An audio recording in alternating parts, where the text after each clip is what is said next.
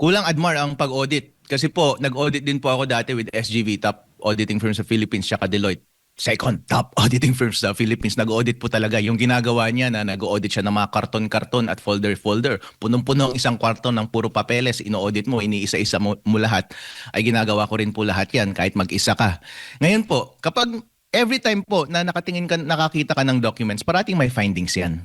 Kasi po, kung hindi perpekto rin ang mga staff eh. Usually mga staff po talaga ang gumagawa niyan, hindi yung head of agency. Yung mga staff, kulang ang mga sinusulat, kulang yung mga attachment na mga papeles. Pero hindi porket may nakita ka na hindi perfect base dun sa ideal na dapat gawin ng staff, ay gagawin mo na kaagad na audit observation memorandum. Yun ang ginawa niya eh. Sa amin po, iba rin ang tawag pero parang ganun din. Ang audit observation memorandum po kasi ay formal na finding na yan. Ido-document na yan, kasama na yan sa report at dadaliin mo talaga yung staff na nagkasala. Pero po, hindi basta-basta na dumediretso kami kaagad sa audit observation memorandum. Ang ginagawa po namin ay audit query. Yun yung sinasabi ni Attorney Powa. May audit query muna. In fact, yung audit query nga, formal na yun eh. Meron pang less formal na magke-query ka muna talaga dun sa contact person mo. Tatanungin mo, bakit itong, mukhang may finding dito? Kasi po, ang pertaining ng document na ito ay 2022. Bakit 2026? May 2022 sa una pero may 2026 sa huli, 2022/12/2026.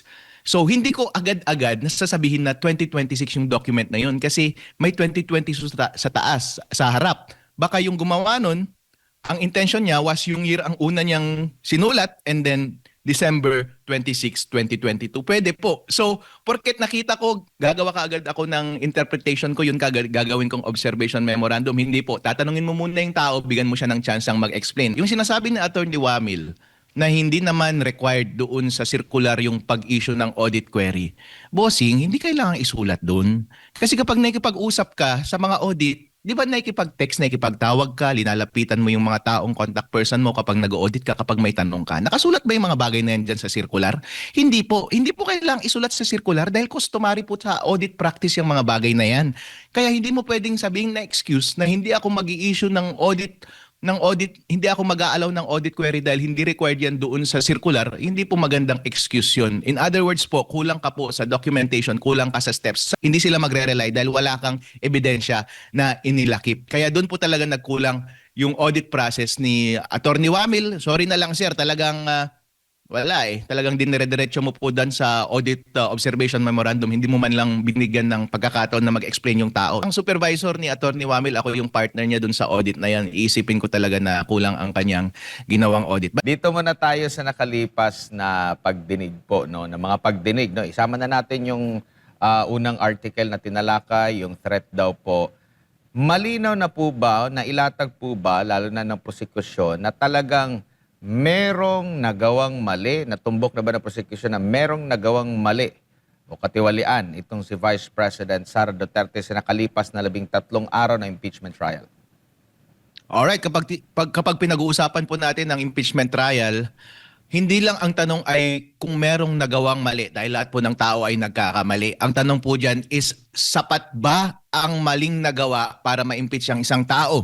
Kung titignan po natin yung grounds for impeachment, betrayal of public trust, graft and corruption, plunder, other high crimes, culpable violation of the Constitution, kapag titignan mo po, napakabigat. Hindi po ordinaryong mga krimen ang mga bagay na ito. Yung unang article po na tinalakay nila ay grave threats at saka inciting to sedition. Gusto nilang patunayan na dapat daw ma-impeach si VP Sara Duterte dahil may grave threats at saka inciting to sedition. Pero kung titingnan po natin, hindi po ito other high crimes. Hindi po sila high crimes. Ordinaryong krimen lamang po itong mga ito. Kaya umpisa pa lamang, medyo napapakamot na po tayo ng ulo dahil ito ba ay ka-impeach na offense? At pangalawa po, na-meet ba nila yung mga elements ng mga krimen na ito? Kasi kapag ang grave threats po ay sinasabi mo sa taong tinatakot mo o gumamit ka ng middleman para sabihin sa kanya yung threat. Ang ginawa lang naman ni VP Sara Duterte ay idineklara niya yung kung sakasakaling totoo yun, yung plano niyang mangyari kapag pinatay yung kanyang pagkatao. So may ibang taong nagtanong, so hindi siya nananakot. Ako din po, kapag tinanong niyo ako kung ano ang plano mo kapag sinuntok ka ng isang tao, sinaktan ka ng isang tao, kapag sinagot kita na gaganti rin ako, sasaktan ko siya, hindi ko tinatakot yung tao na yun.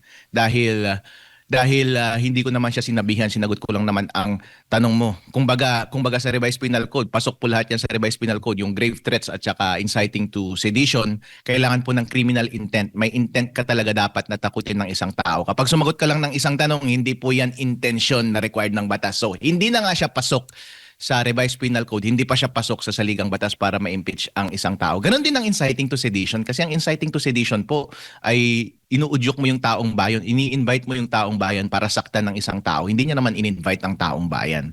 At best, may in-invite lang siya na isang tao, nagantihan yung isang tao kapag napatay si VP Sara Duterte. So lahat ng mga bagay na ito ay, kumbaga, hindi po tayo perfect. Tao lang po tayo. Kapag tayo po ay tinatakot na or nasa alanganin na po ang ating safety, papatay na po tayo ng ibang tao. Kung minsan mag-iisip po tayo ng mga bagay-bagay para ma-ensure po na maging safe tayo, hindi nila ituloy yung plano nila. Or, in the worst case, kapag tuloyin nila yung plano nila, sabi nga nila, lintik lang ang walang ganti. Yung mga bagay na yan po ay hindi po yan napakabigat. Kung baga, merong pagkukulang sa pagkatao, hindi po tayo perfect lahat. Pero hindi po yan mabigat na pagkakasala para ma-impeach ang isang tao. As a matter of fact, kung isipin mo po kapag maghahanap ka ng leader, kailangan mo ng leader na lumalaban at matalinong i-navigate yung mga threats laban sa buhay niya para lamang hindi matuloy yung mga threats sa buhay niya. In other words, ang isang leader kung minsan kailangan din maging ruthless eh. Hindi mo kailangan maging perfect. So hindi basta-basta na kapag tinatakot ka ay tatanggapin mo na lang at lulunukin mo na lang at tatahimik mo na lang at hihintayin mong papatayin ka, hindi po ba? So given the context po, understandable and reasonable ang lahat ng ginawa ni VP Sara Duterte sa lahat ng instances na iyon at mas lalo na hindi dapat siya i-impeach sa mga ganong bagay. Pinapaseryoso lamang ni Matibag at mga ibang witness, akala mo napakabigat ng pagkakasala. Opo, attorney, bilang isang CPA lawyer din, dito sa inakalate nila na witness at yung ilalatag din nila na witness ngayon mula sa COA, kamusta yung pagklase ng pag-audit nila? Meron ka bang nakitang masyado namang stricto ba or masyadong selective? Paano po ang inyong assessment nyo po sa ginawa nitong si Wamil, Attorney Wamil, Attorney? Kulang, Admar, ang pag-audit. Kasi po, nag-audit din po ako dati with SGV, top auditing firm sa Philippines, tsaka Deloitte. Second top auditing firms sa Philippines. Nag-audit po talaga. Yung ginagawa niya na nag-audit siya ng mga karton-karton at folder-folder. Punong-puno ang isang kwarto ng puro papeles. Ino-audit mo, iniisa-isa mo lahat. Ay ginagawa ko rin po lahat yan kahit mag-isa ka. Ngayon po, kapag every time po na nakakita ka ng documents, parating may findings yan. Kasi po, kung hindi perpekto rin ang mga staff eh. Usually mga staff po talaga ang gumagawa niyan, hindi yung head of agency. Yung mga staff, kulang ang mga sinusulat, kulang yung mga attachment na mga papeles.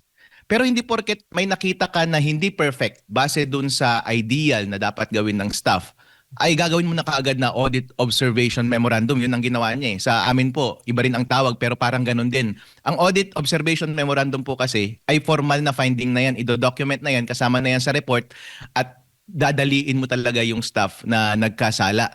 Pero po, hindi basta-basta na dumediretso kami kaagad sa audit observation memorandum. Ang ginagawa po namin ay audit query. Yun yung sinasabi ni Attorney Powa. May audit query muna. In fact, yung audit query nga, formal na yun eh. Meron pang less formal na magke-query ka muna talaga dun sa contact person mo. Tatanungin mo, bakit itong mukhang may finding dito? Kasi po, ang pertaining ng document na ito ay 2022. Bakit 2026? May 2022 sa una pero may 2026 sa huli. 2022/12/2026.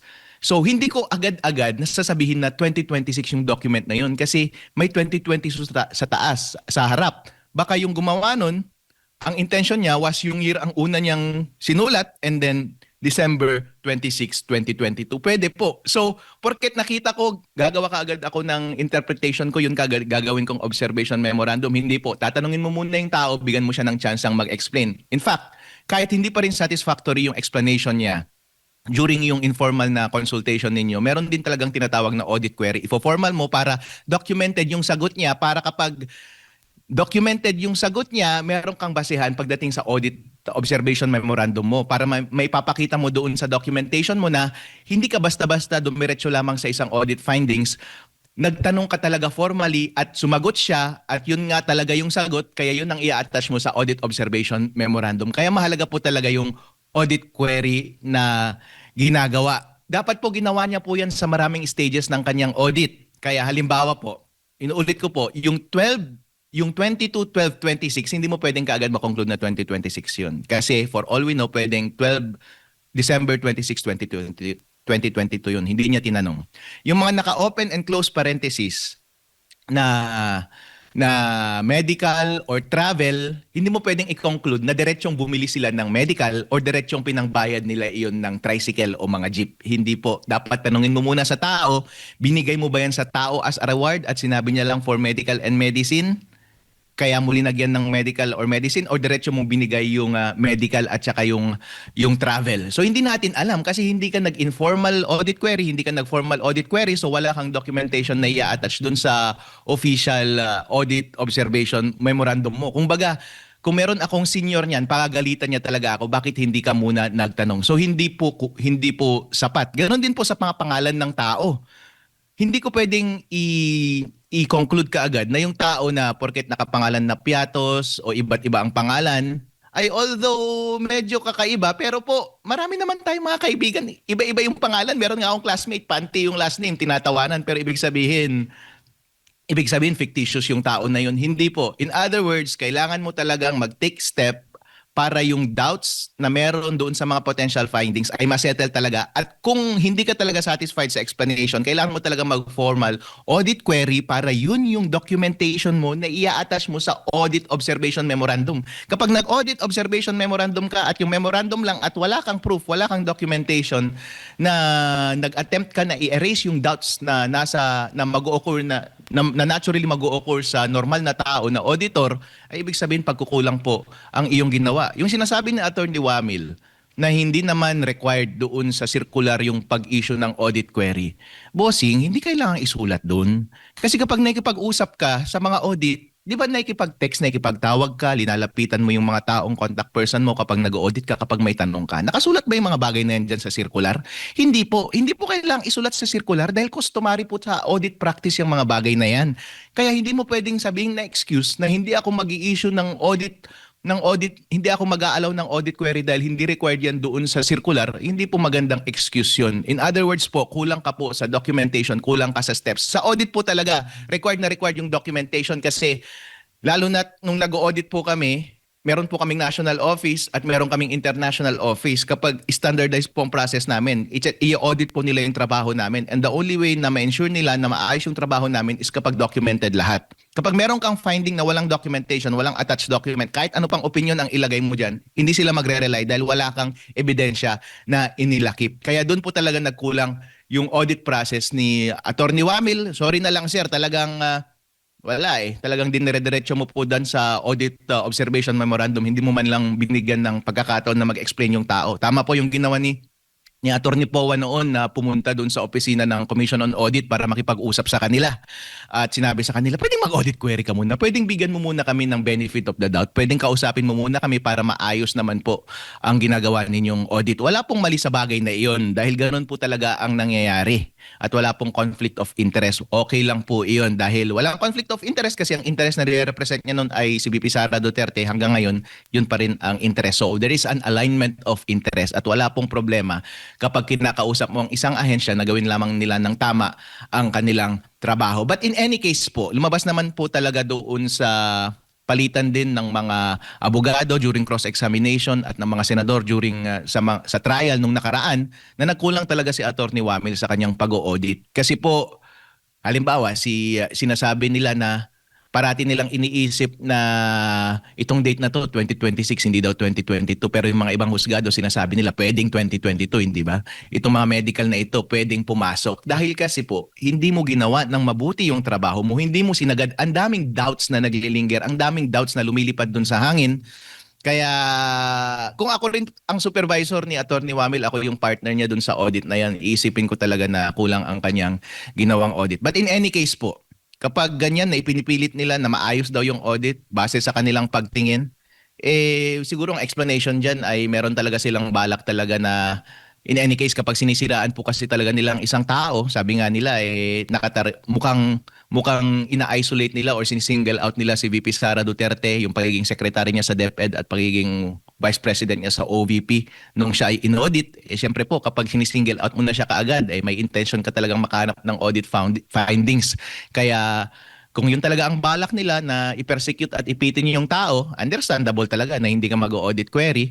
At kung sabi nga nila, to a man with a hammer, everything is a nail. Kung naghahanap ka ng butas, every time na lang na may makita ka na sa tingin mo na hindi regular, i-conclude mo kaagad na hindi regular. Hindi ka man lang nagtanong, hindi mo man lang minake sure. But in any case po, na lumalabas naman po dito sa proceedings ngayon na maraming mga doubts na hindi na-settle ni Atty. Wamil and sufficient yung mga tanong ng ating mga senador na mai-reveal lahat yon, especially yung sinabi ni Senator Lacson na paano mo hindi mo mako-conclude na fictitious itong mga tao na to, wala ka palang special access doon sa, wala ka palang security clearance access. So paano mo masasabi na may mga ganyang findings? So maraming mga kulang po. Sa audit po, kapag may mga valid na question, maraming mga lingering doubts at wala kang documentation, hindi po valid yung findings mo. In fact, pagagalitan ka ng senior mo, baka tanggalin ka pa doon sa audit team dahil kinawawa mo yung kliyente mo. Ganon din po ang ginawa ni Atty. Wamil.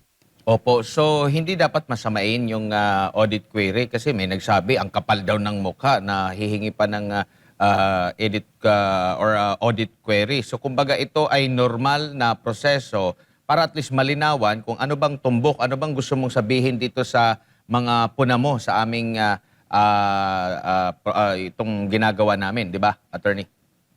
Opo, kasi bigyan mo po ng pagkakataon magpaliwanag kasi ang huli po niyan kasi ang magiging finding niyan is insufficient yung liquidation. Kasi on the side of the staff ni VP Sara Duterte, they liquidated. Hindi mo masasabing they failed to liquidate. They liquidated based on their understanding sa kanilang pagkakaintindi ng trabaho ng mga required documentation. Nag-liquidate sila, nagpakita sila ng mga authorized ng mga acknowledgement receipt. Ngayon po, kapag insufficient yun para sa'yo, wag mong automatic. Wag mong automatic.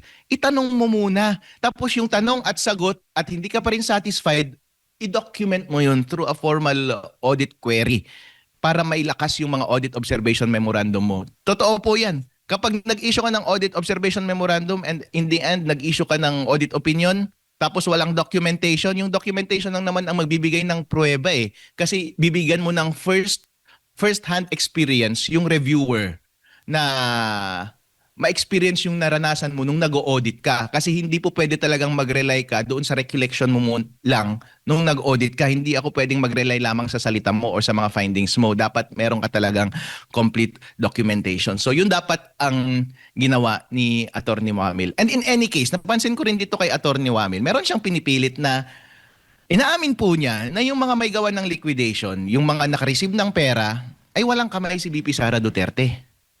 Pero sinasabi niya na siya daw yung accountable officer. Pero bossing, tingnan nga natin yung definition ng accountable officer. Kasi nakadefine po doon sa circular yung accountable officer kasi ang dapat manugot ay yung accountable officer. Ano yung accountable officer? Ang accountable officer ay yung taong permitted humawak ng pera o kaya yung totoong humawak ng pera. Ang tanong dyan, humawak ba ng pera si VP Sara Duterte? Hindi po. Sino yung permitted na humawak ng pera? Nakadefine din doon sa circular. Nakalagay po doon, Special Disbursing Officer, ang permitted na humawak ng pera. Sino yung Special Disbursing Officer? Nakalagay doon sa circular. Yun yung Head of Agency, si VP Sara Duterte, or, ito yung pinoint out ni Senator Marcos, or yung Special Disbursement Officer. Ang salita po, ang conjunction po ay or, hindi and. Kapag and po, pwedeng sabay. Sabay yung Head of Agency at sabay yung Special Disbursing Officer. Pero kapag or, isa lang sa kanila ang maging true Special Disbursement Officer at any one time. So kapag merong Special Disbursing Officer na po, such as in this case, hindi na po si VP Sara Duterte ang Special Disbursing Officer. Therefore, hindi siya yung humahawak ng pera. Hindi siya yung permitted na humawak ng pera. Therefore, hindi siya yung accountable officer. Dahil po dito, meron tayong Special Disbursing Officer. In fact, sila yung payee doon sa mga cheque. Sila yung nag-withdraw ng cheque. Sila po yung nag-disburse ng mga cash at sila yung bumalik dun sa Office of the Vice President at sa DepEd at nagpakita ng mga acknowledgement receipt. Kamay po nila iyon, walang kamay si VP Sara Duterte. Kaya sabi nga ng circular, sila ang accountable officer dahil sila lang ang humawak ng pera, which is okay lang naman. Ang sinasabi po ng iba, wala bang pananakudan dyan si VP Sara Duterte dahil siya naman ang pumirma ng mga plano. At the end of the day, kapag nagbigay na sila ng report at makakapal yung mga liquidation, syempre pipirma din dyan si VP Sara Duterte. Wala ba siyang liability dyan? Ito na naman, pinipilit ni Atty. Wamil na ang liability niya daw ay yung nasa PD 1445. Ang nakalagay po doon, inuulit po ulit yung general principle sa Article 1, sa Section 103, nakalagay po doon na yung mga may pananagutan sa mga funds ay yung accountable na person sa mga funds. Therefore, yung mga may hawak ng pera. Pero sa sumunod na section, nakalagay po doon, Section 104, nakalagay po doon, ang liability ng head of agency, kahit hindi siya yung accountable officer, kahit hindi siya yung humawak ng pera, ay dapat mag-exercise siya ng diligence of a good father of a family. Kapag hindi siya nag-exercise ng diligence of a good father of a family, ibig sabihin, mananagot din siya solidarily, jointly and solidarily doon sa pagkakautang. Ano pong ibig sabihin yan?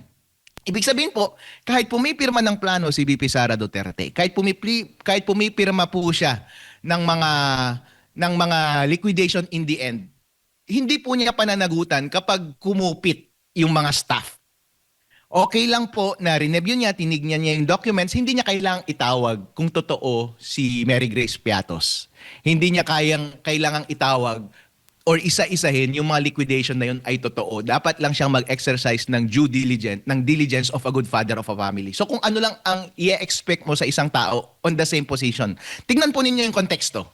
Ang isang vice president po or secretary ng DepEd, napakataas na posisyon. May expect mo po ba siya na reviewin ang kada papel at i-verify yung kada papel mula sa source? Ganon din po si BBM dahil Office of the President, ganon din ang kanyang ginagawa. Meron din siyang notice of disallowance at kailangan din mag-refund ng halos kalahating bilyon. Pananagutan ba ni BBM yung mga bagay na yon?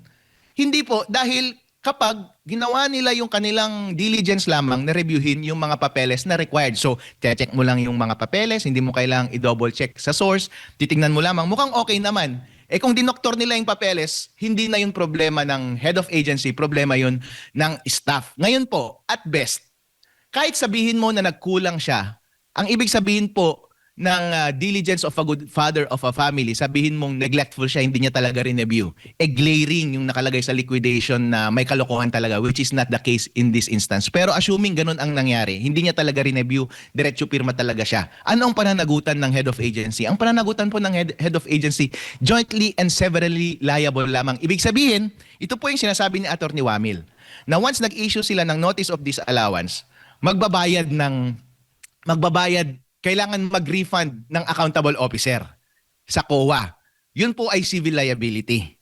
Kaya kapag sinabi ng PD 1445 na jointly and severally liable for that amount also yung head of agency kapag nag-fail siya na mag-exercise ng required diligence, yun, jointly and severally liable din siya. Ibig sabihin, liable siya civilly din doon sa pera. Pero pera lamang, hindi pa criminal yun ha. Ibig sabihin, kung nagkulang ka sa pag-supervise doon sa tao at kailangan niyang magbayad, yung accountable officer na humawak ng pera, dahil nagkulang ka sa pag-supervise sa kanya, kailangan mo rin magbayad. Pero hindi ibig sabihin hindi criminal liability yun. Hindi rin nga administrative liability yun. Ang sineset niya lang ay civil liability na magbayad altogether.